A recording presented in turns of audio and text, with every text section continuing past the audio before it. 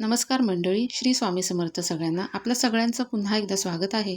तर आजच्या व्हिडिओमध्ये जी माहिती आपण जाणून घेणार आहोत ती नारळी पौर्णिमेनिमित्त असणार आहे. कारण उद्या 27 ऑगस्ट वार आहे गुरुवार आणि उद्या आहे नारळी पौर्णिमा. पौर्णिमा तिथी म्हटलं तर पौर्णिमेच्या दिवशी लक्ष्मीप्राप्तीच्या सेवा आपण करत असतो. त्याशिवाय पौर्णिमेच्या दिवशी पौर्णिमेचा सत्यनारायण देखील केला जातो.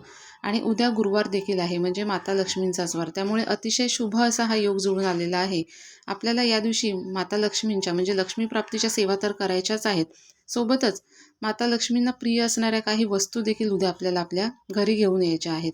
जर या वस्तू तुमच्या घरी नसतील, देवघरामध्ये नसतील, तर नक्कीच तुम्ही उद्याच्या शुभ दिवशी या वस्तू ज्या आहेत त्या आपल्या घरी घेऊन येऊ शकता. जसं की श्रीयंत्र जर तुमच्याकडे नसेल तर ते तुम्ही घेऊ शकता. कमळगट्ट्याची माळ नसेल तर ती देखील तुम्ही घेऊ शकता. तसेच जर शंख तुमच्या देवघरामध्ये अजूनही नसेल तर शंख देखील तुम्ही या दिवशी नक्कीच घेऊ शकता.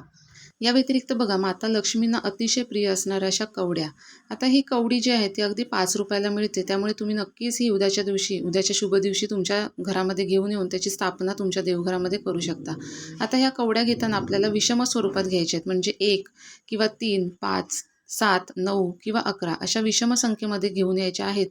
आणि त्यावरती पूजा करायची, त्यानंतर सेवा करायच्या, त्याने आपल्या देवघरामध्ये स्थापन करायचे, जेणेकरून माता लक्ष्मी ज्या आहेत त्या या कवड्यांच्या रूपामध्ये सूक्ष्म स्वरूपात आपल्या घरामध्ये वास करतील आणि आपल्या घरामधून कधीच काढता पाया घेणार नाहीत. तर ह्या कशा पद्धतीने आपल्या देवघरामध्ये आपल्याला स्थापन करायचे आहेत याची जी माहिती आहे ती या आधीच्या व्हिडिओमध्ये दिलेली आहे. तो व्हिडिओ जर तुम्ही पाहिलेला नसेल तर तो व्हिडिओ देखील तुम्ही पाहून घ्या आणि त्याप्रमाणे कवड्या घेऊन येऊन आपल्या देवघरामध्ये त्या स्थापन करा. आता आजच्या व्हिडिओमध्ये आपण जी माहिती जाणून घेणार आहोत ती उद्या असणाऱ्या नारळी पौर्णिमेनिमित्त आपल्याला नारळाचे काही उपाय करायचे आहेत, जे केल्यामुळे आपल्या घरातील दुःख, दारिद्र्य, वास्तुदोष दूर होऊन आपल्या घरामध्ये सुख समृद्धी नांदण्यासाठी आपल्याला मदत मिळणार आहे. त्यामुळे व्हिडिओ तुम्ही शेवटपर्यंत स्किप न करता पहा. चॅनलवरती जर नवीन असाल तर चॅनलला सबस्क्राईब करून घ्या आणि आजच्या व्हिडिओमधली जर माहिती तुम्हाला आवडली तर व्हिडिओला लाईक देखील करा. तर बघा, आपल्या हिंदू धर्मामध्ये नारळाला खूप जास्त महत्त्व आहे. अगदी कोणतेही शुभ कार्य करत असताना नारळाचा आपण वापर करतच असतो. तर हा असा नारळ आपल्या आयुष्यामध्ये जसं सकारात्मकता घेऊन येतो, त्याचप्रमाणे आपल्या आयुष्यातलं नकारात्मकता दूर करण्याचं देखील काम करत असतो. आणि म्हणूनच उद्या आपल्याला आपल्या घरातील नकारात्मकता दूर करण्यासाठी या नारळाचा उपयोग करायचा आहे, त्याचा उपाय करायचा आहे. तो कसा करायचा आहे तर बघा, नारळ जो आहे तो बघा, त्याचं जे शेंड्या आहेत त्या काढायच्या नाही आहेत, तसा चक्का नारळ घ्यायचा. हा नारळ आपल्या हातात घेऊन आपल्या संपूर्ण घरामध्ये आपल्याला फिरायचा आहे. आपल्या घरामध्ये जितक्या पण रूम आहेत त्या प्रत्येक रूममधून हा नारळ घेऊन फिरायचा आहे. फिरत असताना कोणाबरोबरही बोलायचं नाही आहे, मौन व्रत घ्यायचं आहे. आणि तुम्हाला जो कोणता मंत्र येत असेल किंवा मग आपल्या कुलदेवताचं नाव घ्यायचं आहे किंवा मग श्री स्वामी समर्थ हा जरी मंत्र म्हटला तरी पण चालेल. संपूर्ण घरामध्ये आपल्याला हा नारळ घेऊन फिरायचा आहे आणि नंतर आपल्या मुख्य दरवाज्यावरती यायचं आहे. मुख्य दरवाज्यावरती आल्यानंतर आपल्या घराच्या दिशेने तोंड करून आपल्याला उभं राहायचं आहे आणि जसं घड्याळाचा काटा फिरतो त्याप्रमाणे हा जो नारळ आहे तो संपूर्ण म्हणजे आपल्या दरवाज्यावरून 7 वेळेस आपल्याला फिरवायचा आहे. 7 वेळेस फिरवून झाल्यानंतर हा जो नारळ आहे तो बाहेर एखाद्या झाडाखाली आपल्याला नेऊन ठेवायचा आहे. बघा, झाडाखालीच नेऊन ठेवायचा आहे. तुम्ही ठेवताना व्यवस्थित ठेवा, जेणेकरून तो कोणाच्या पायाखाली येणार नाही. कारण बघा, आपण आपल्या घरातली नकारात्मकता काढायची आणि कोणाला दुसऱ्याला त्याचा त्रास होईल असं आपल्याला करायचं नाही. तर तो ठेवताना व्यवस्थित ठेवा किंवा मग जवळपास जर पाण्याचा प्रवाह असेल तर तो पाण्यामध्ये प्रवाहित करा, नाहीतर मग आपल्याला एखाद्या झाडाखाली नेऊन ठेवायचा आहे. अशा पद्धतीने आपल्याला हा पहिला उपाय करायचा आहे. या पुढचा जो उपाय आपल्याला नारळाचा करायचा आहे तो आपल्या इच्छापूर्तींसाठी असणार आहे.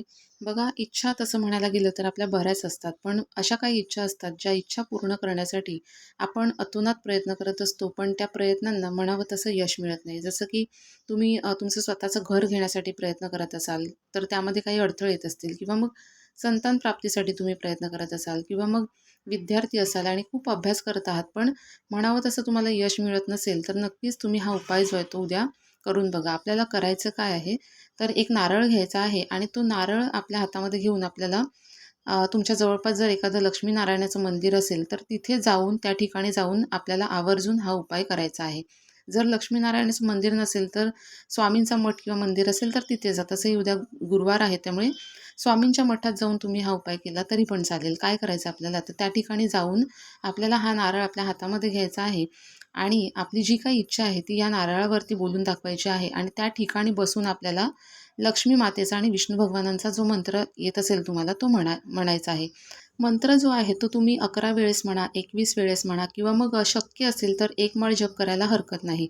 आता विष्णू भगवानांचा जो मंत्र आहे तो असा आहे, ओम नारायणाय विद्महे वासुदेवाय धीमही तन्नो विष्णू प्रचोदयात. आणि माता लक्ष्मींचा जो मंत्र आहे तो असा आहे, ओम महालक्ष्मीच्या विद्महे विष्णुपत्नीच्या धीमही तन्नो लक्ष्मी प्रचोदयात. हे 2 मंत्र तुम्हाला 11 वेळेस, 21 वेळेस किंवा मग एक माळ जप तुम्हाला जर शक्य असेल तर एक माळ जप करायचे आहे. आणि त्यानंतर हा जो नारळ आहे तो त्या ठिकाणी आपल्याला त्या मंदिरामध्ये अर्पण करायचा आहे. तुम्ही या नारळाबरोबर पाव किलो पिवळ्या रंगाची मिठाई देखील घेऊन जायची आहे. आता मिठाईमध्ये तुम्ही पिवळ्या रंगाचे पेढे घ्या किंवा बर्फी घ्या किंवा लाडू घ्या, काहीही चालेल, पण नारळासोबत आपल्याला पिवळ्या रंगाची मिठाई देखील अर्पण करायची आहे. बघा, लक्ष्मीनारायणाचं मंदिर असेल तर तिथे किंवा स्वामींचा मठ असेल तर स्वामींच्या मठामध्ये किंवा श्रीकृष्णाचं मंदिर असेल तर तिथे अशा पद्धतीचा नारळ आपल्याला अर्पण करायचा आहे. तुम्ही जर प्रामाणिक प्रयत्न करत असाल तर नक्कीच तुमची इच्छा जी आहे ते 100% पूर्ण होणार म्हणजे होणारच. या पुढचा जो नारळाचा उपाय आहे तो देखील आपल्या घरातील निगेटिव्हिटी दूर करण्यासाठीच असणार आहे. आपल्याला करायचं आहे काय, तर नारळ घ्यायचा आहे. त्याची जी पुढची शेंडीकडचा भाग आहे तो थोडासा काढायचा आणि यावरती आपल्याला कर्पूर, नारळावरती आपल्याला कर्पूर होम करायचा आहे. कापराच्या 5 ते 7 वड्या आपल्याला याच्यावरती जाळायच्या आहेत. बघा, जाळत असताना एक कापराची वडी ठेवायची, ती जाळल्यानंतर ती पूर्णपणे विजायच्या आत आपल्याला दुसरी ठेवायची आहे. ती दुसरी विजायच्या आत तिसरी ठेवायची आहे. अशा पद्धतीने आपल्याला 7 कापराच्या वड्या ह्या नारळावरती जाळायच्या आहेत. ह्या कापराच्या वड्या वड्या जळत असताना जो कोणता तुम्हाला मंत्र येत असेल किंवा मग तुम्ही कालभैरव अष्टक देखील म्हणू शकता किंवा जो मंत्र तुम्हाला येत असेल तो आपल्याला म्हणायचा आहे. हा उपाय आपल्या देवघराच्या इथे बसूनच आपल्याला करायचा आहे. सलग 40 दिवस किंवा मग प्रत्येक अमावास्या पौर्णिमेला जर तुम्ही हा उपाय केला, तर नक्कीच तुमच्या घरातली जितकी पण वाईटातली वाईट नकारात्मक ऊर्जा आहे, ती निघून जाण्यासाठी तुम्हाला 100% मदत मिळत असते. आता 40 दिवस किंवा दर अमावास्या पौर्णिमेला तुम्ही हा उपाय करणार असाल, तर हा सेम नारळ आपल्याला वापरायचा आहे. फक्त ह्या नारळाला जर तडा गेला किंवा खराब झाला, तर त्याच वेळेला आपल्याला हा नारळ बदलायचा आहे. जर नारळ खराब झाला किंवा त्याला तडा गेला, तर तो निर्माल्यामध्ये टाकून द्या किंवा मग वाहत्या पाण्यात प्रवाहित करा आणि त्या जागी आपल्याला दुसरा नारळ घ्यायचा आहे. सलग 40 दिवस तुम्ही हा सेम नारळ वापरू शकता. फक्त हा नारळ खराब झाला किंवा त्याला तडा गेला, तर त्याच वेळेला आपल्याला हा नारळ बदलायचा आहे, हे लक्षात घ्या. यानंतर बघा, तुमचा स्वतःचा व्यवसाय असेल किंवा दुकान असेल तर त्या ठिकाणी देखील तुम्ही अशाच पद्धतीचा नारळाचा एक प्रभावी उपाय करू शकता.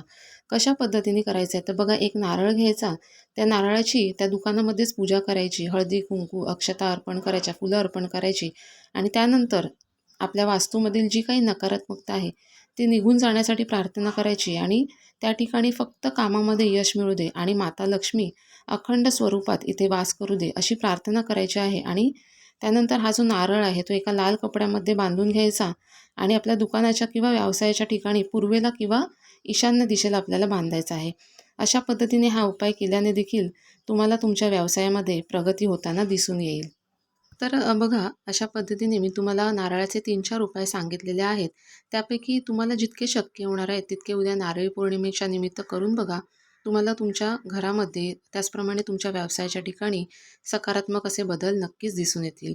व्हिडिओतली माहिती जर तुम्हाला आवडली असेल तर व्हिडिओला लाईक करा आणि अशाच माहितीपूर्ण व्हिडिओजसाठी चॅनलला सबस्क्राईब देखील करा. धन्यवाद.